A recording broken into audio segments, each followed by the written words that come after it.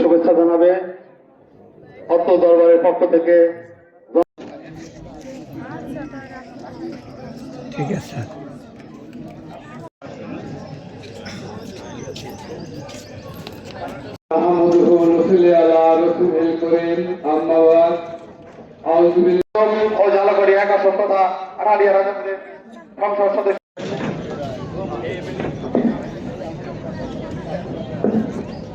এই স্মৃতি তোমাদেরকে পুলকিত করে, তোমাদের আনন্দ দেয়।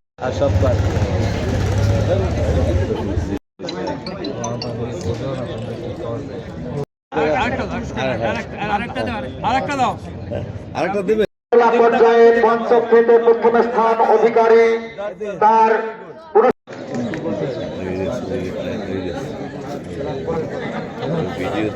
এখন প্রধান অতিথিকে ফুল দিয়ে বরণ করবেন।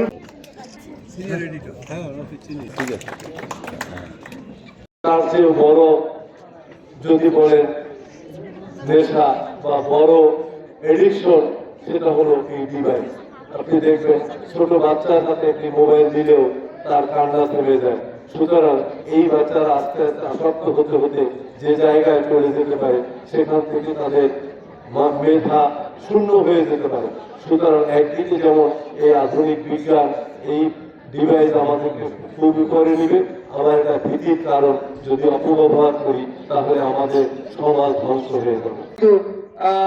এটা লাস্টিং করা বা এটার নেতৃত্ব দিয়ে সঠিকভাবে পরীক্ষা নিয়ে কোন দুর্নীতি মুক্ত ভাবে যদি বৃত্তি পরীক্ষা না নেওয়া যায়, তাহলে বৃত্তি পরীক্ষা দিয়ে লাভ কি?